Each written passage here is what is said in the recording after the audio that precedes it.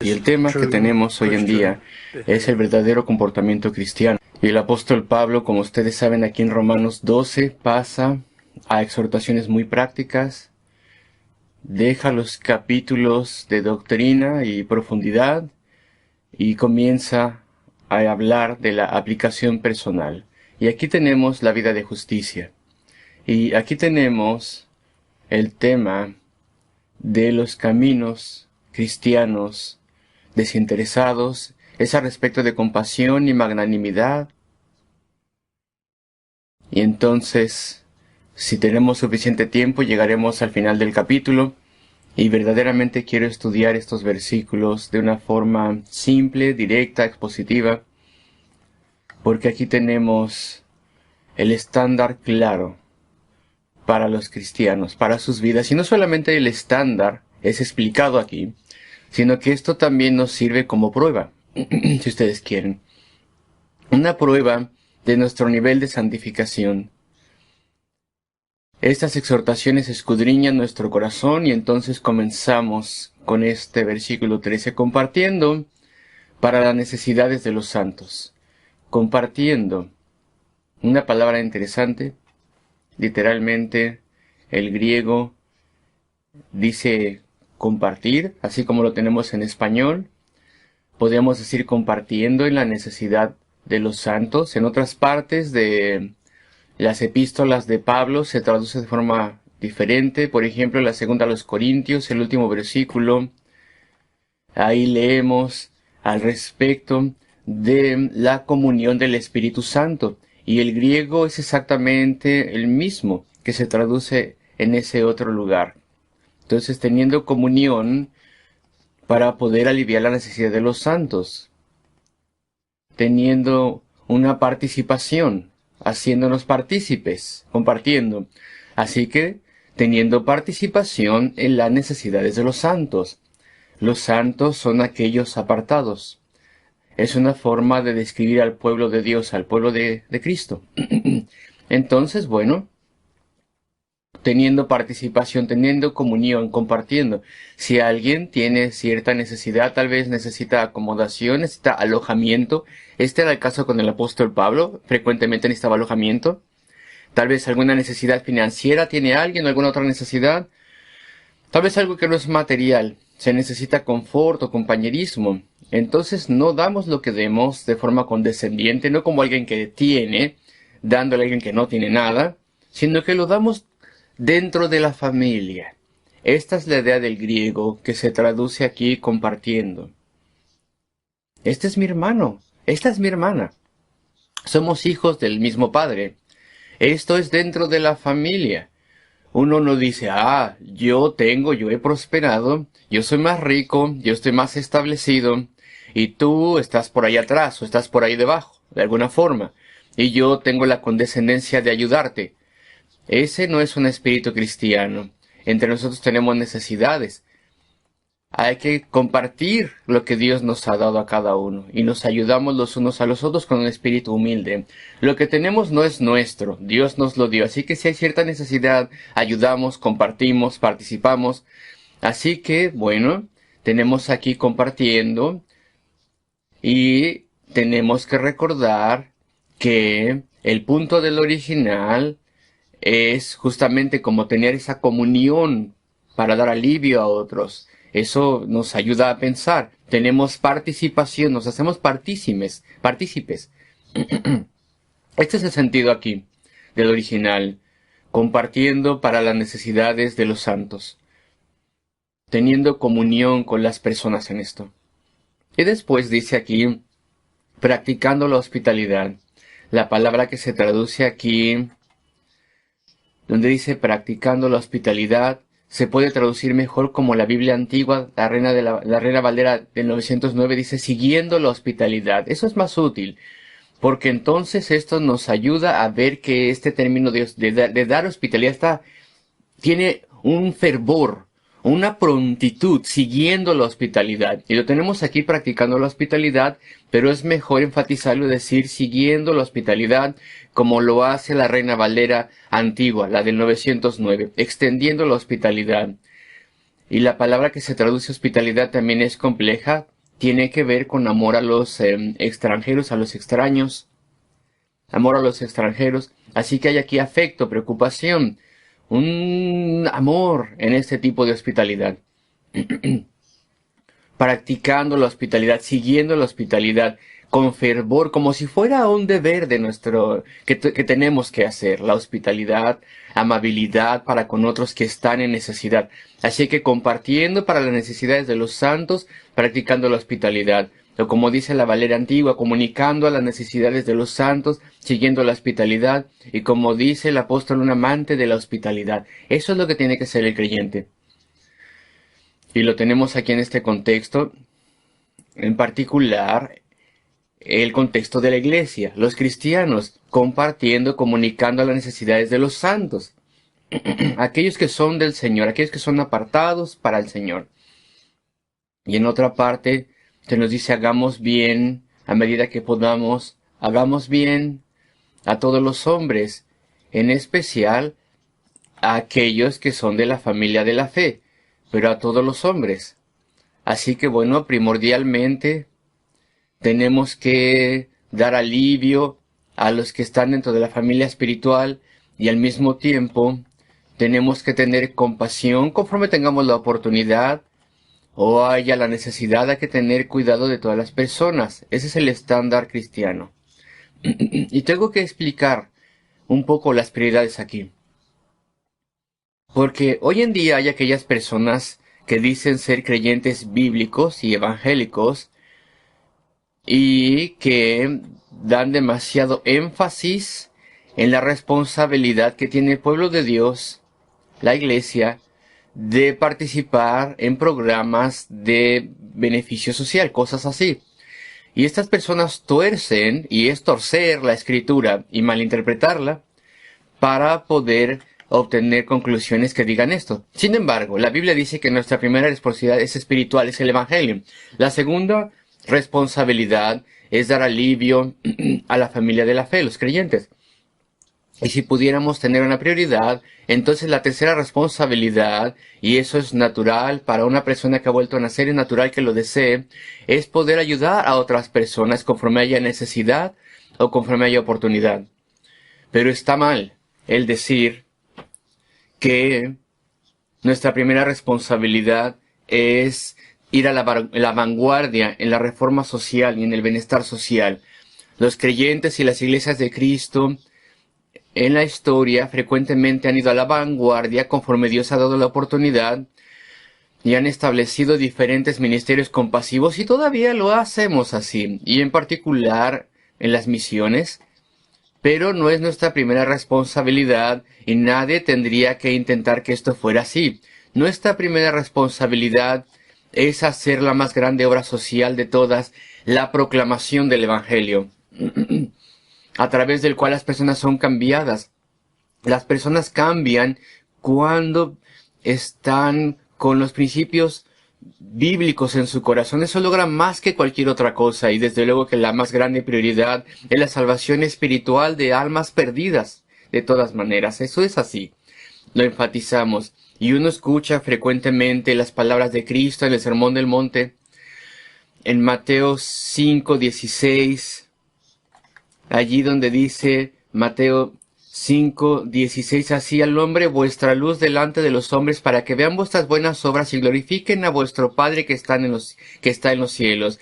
Y hay personas que dicen, esto está hablando de una obra compasiva. Evidentemente es bueno, pero hacen que lo que dice Cristo, buenas obras, apliquen a ello. Y otros dicen todavía más, no puedes predicar el Evangelio a menos que y hasta que hagas primero que nada una obra compasiva.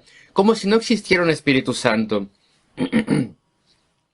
Como si no hubiera poder en la palabra de Dios. Dicen ellos, si no haces algo para encomendarte a las personas, no te escucharán. Pues eso no es lo que dice la Escritura. La Escritura enseña que prediquemos el Evangelio, y a medida que predicamos el Evangelio, el Espíritu Santo obra en gran poder, en más grande poder que cualquier obra social o amabilidad social puede lograr, cualquier cosa que pueda lograr. El Evangelio cambia vidas. Y como dije, Esta es la más grande obra social imaginable, porque el Evangelio hace que las personas sean mejores en su familia, provean para su familia, que sean responsables en todo sentido. Hace una gran diferencia. En esos tiempos de avivamiento, en este país, esos tiempos de avivamiento, ha hecho mucho más para poder elevar los estándares, y esto ha afectado de buena forma a la nación mucho más que cualquier otro esfuerzo directo. Y de vez en cuando uno escucha políticos decir unas cosas así como la que voy a decir. Tal vez la última vez que lo escuché fue hace unos 20 años, pero de vez en cuando hay algún político exasperado que dice, lo que este país necesita es otro avivamiento, como el que pasó en el gran avivamiento del siglo XVIII o el del siglo XIX. Algunas personas tienen suficiente sentido común para darse cuenta que eso podría lograr mucho más que cualquier obra social directa. Y bueno, entre nosotros en esta iglesia tenemos trabajadores sociales, y ninguna cosa que yo estoy diciendo intenta quitar ninguna valía del trabajo que ustedes hacen, las cosas que ustedes logran, porque esta es una obra muy importante, una ocupación necesaria, y la apoyamos. No queremos minar esta obra social, pero el decirle a las iglesias de Cristo que el que tienen el mensaje que transforma vidas, el Evangelio, decirles que primero que nada necesitan una obra social para que alguien les escuche, eso está mal. Es una cosa muy diferente, y esto es malentender la Escritura. Así alumbre entonces vuestra luz delante de los hombres, para que vean vuestras buenas obras. Sigo en Mateo 5:16. Esto se refiere a las buenas obras de un vivir santo. Esto es claro en el contexto de este pasaje. Se refiere a las buenas obras de predicar el Evangelio y vivir una vida justa delante de Dios. Este es el contexto en el cual Cristo dice estas palabras. Y es así como los apóstoles interpretaban esto también. Voy en un momento a Primera de Pedro 2:12. El apóstol Pedro casi está citando literalmente el Sermón del Monte. Manteniendo buena vuestra manera de vivir entre los gentiles, para que en lo que murmuran de vosotros como de malhechores glorifiquen a Dios en el día de la visitación, al considerar vuestras buenas obras. Aquí dice en la Reina Valera Antigua, teniendo vuestra conversación honesta entre los gentiles.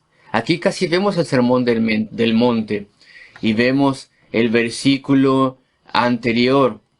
Amados, yo os ruego como a extranjeros y peregrinos que os abstengáis de los deseos carnales que batallan contra el alma. El contexto es un vivir santo, teniendo vuestra conversación honesta, una buena manera de vivir. Y a pesar de que ellos hablen mal de vosotros, historias ficticias de lo que se supone que tú haces, sean sobrecogidos cuando lo dicen a través de tus buenas obras, a través de tu vivir santo. Y eso les llevará a reconsiderar las cosas. Del versículo 13, 14, 15. Porque esta es la voluntad de Dios, que al hacer el bien podamos acallar la ignorancia de los hombres necios. Y el contexto, como también pasa en el Sermón del Monte, es el vivir santo.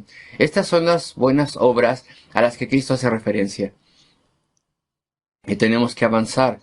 En Romanos 12, voy al versículo 14. Bendecid a los que os persiguen, bendecid y no maldigáis. Bendecid a los que os persiguen. Bueno, pues esto está en contra de toda inclinación del corazón humano caído. Bendecid a los que os persiguen. El corazón caído quiere por lo menos tener resentimiento en contra de los que nos persiguen, y también incluso desear mal sobre aquellos que nos dañan o persiguen. No, el estándar más bien es bendecir a los que os persiguen. Hablad bien de ellos. Eso es lo que significa bendecir en este contexto. Hablad bien. Hablar bien de, o hablar bien a respecto de aquellos que os persiguen. La interpretación obvia es orar por ellos. Orad por ellos. Frecuentemente no podemos hablar bien de ellos porque todo lo que hacen es hostil y está mal. Pero tú puedes hablar bien al respecto de ellos en el sentido de que puedes orar por ellos en este respecto. Y debes orar por ellos, bendecir a los que os persiguen. Invocad de lo alto no un daño, sino una bendición. Esto va en contra de la naturaleza, pero ese es el estándar para el cristiano. Bendecid a los que os persiguen, y es muy importante que se repite, bendecid, invocad bendición sobre ellos, y no maldigáis. Este es el estándar, esto es lo que es necesario para el cristiano. Y en este momento, viendo una orden como esta, frecuentemente pensamos, tal vez podemos pensar, sí, pero que ya respecto de los salmos imprecativos de David. ¿Qué hay al respecto del salmista cuando ora que haya un gran daño sobre alguno de sus enemigos? Y ahora aquí se nos dice, no, eso nunca debe ser, no es parte del carácter cristiano, no es parte de la vida cristiana. Entonces, ¿cómo explicamos las imprecaciones de David en los salmos? ¿Qué es lo que él quería decir? Bueno, sí es verdad. Hay 6 salmos principales que son imprecativos y hay otros 4 o 5 que medio se inclinan en esa dirección. Hay algunas personas que dicen que son más, pero bueno, eso es más o menos el promedio. El punto es, ¿cómo explicamos esto? David no estaba en un error. David habló bajo inspiración de Dios. Él era profeta, recordemos. Entonces era correcto que él dijera estas cosas. Pero ¿cómo es que él puede hacerlo y nosotros no? ¿Cómo es esto? Bueno, este es el estándar del carácter cristiano y por cierto, si nosotros nos comparamos con estas órdenes, ¿qué tan bien nos va?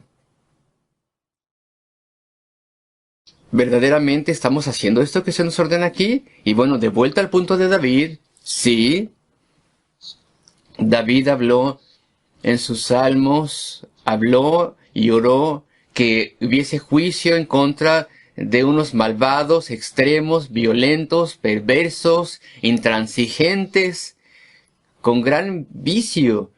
Eran situaciones extremas de estas personas. Sin embargo, el que haya sido extremo no le disculpa. Pero el hecho es que David no habla como un hombre ahí.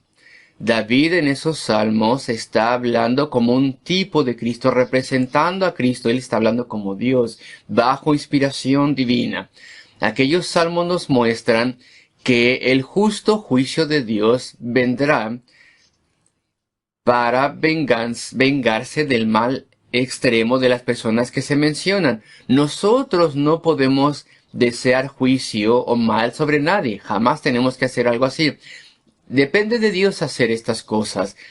Y los salmos donde David ora pidiendo juicio sobre las personas, en estos fuertes términos, son una indicación a nosotros del justo, certero juicio de Dios que vendrá, de acuerdo a la justicia de Dios.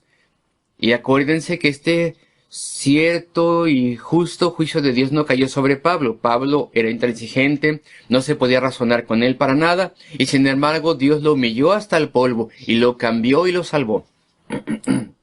Queridos amigos, el juicio depende de Dios. En el caso de Pablo, Dios decidió poner su juicio sobre Cristo, y Cristo sufrió y pagó por el castigo de Pablo en la cruz del Calvario. Y en otros casos el malhechor muere sin arrepentimiento y sufre su propio castigo, pero el juicio está con el Señor. Entonces acuérdense que los salmos imprecativos de David no son los deseos de David los que son expresados ahí, sino que más bien son el juicio inspirado de Dios sobre esas personas. Y sin lugar a dudas, David muy frecuentemente es confortado por esto, que Dios muestre misericordia, juicio de acuerdo a su voluntad infalible. Pero en lo que respecta a nosotros, jamás necesitamos desear venganza. Bendecid a los que os persiguen, bendecid y no maldigáis. Voy a ir al versículo 17 y regreso al 15 en un momento, pero quiero mantener el tema, el punto. No paguéis a nadie mal por mal. Procurad lo bueno delante de todos los hombres. Si es posible, versículo 18, en cuanto dependa de vosotros, estad en paz con todos los hombres. No os venguéis, no os provoquéis. Y versículo 19 ya, no os venguéis vosotros mismos, amados míos, sino dejad lugar a la ira de Dios. Porque escrito está, mía es la venganza, yo pagaré, dice el Señor. Entonces, vamos a ver este versículo 19 un momento. No os venguéis vosotros mismos. Hoy en día, mucha gente desea venganza en el mundo. Y me imagino que esto ha aumentado con el ateísmo, con la pérdida de la fe en Dios. Si acae una tragedia a una familia y alguien en esa familia es asesinado o muerto a través del descuido de otros, entonces la familia quiere una especie de venganza. Y estas cosas son reportadas en las noticias así. Y se pone de una forma más correcta. Ahora que la justicia ha sido cumplida, la familia ya puede sentir que la justicia ha sido cumplida y pueden descansar. Y de hecho, la familia había sido persuadida a que buscase venganza al ver que la justicia fuese hecha. Y si tú eres creyente, entonces tú debes decir la venganza es del Señor, el juicio vendrá. Nosotros no podemos estar por ahí repartiendo juicio. De acuerdo a la misericordia del Señor, Él puede dar misericordia o juicio. Pero eso depende del Señor lo que Él vaya a hacer. Tú no tienes que sentir que no puedes estar en paz hasta que algo le pase a la persona. Hasta que les veamos encerrados en la cárcel. Es tal vez lo que merecen, pero tú no tienes que sentir esto. Tú no tienes que decir no puedo. Y estas cosas que están de moda hoy en día, no puedo estar en paz hasta que vea que hay justicia. Es un deseo por venganza esto. Y esto se da porque la gente ya no cree en Dios. Ya no creen que habrá un día de juicio. Ya no creen que eso depende de Dios y que eso está en sus manos. Así que tienes que ver un tipo de venganza tú con tus propios ojos en esta tierra. Y lo vemos día tras día en las noticias. Las nuevas doctrinas. Sin Dios, tú tienes que tener cierto sentido de venganza, o si no, no puedes estar en paz. No puedes descansar. Eso es lamentable.